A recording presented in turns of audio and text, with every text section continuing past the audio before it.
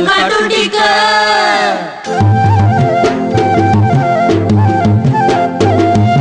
පොල් කටු ටික අරගෙන අපි පිටවට තිබෙනා පොල් දෙවි ටික සූරා හොඳ නැති කර මනිනා කිල්විදගෙන ලනුවක් එහි අතුලත ළමිනා පොල් කටු ගත්ත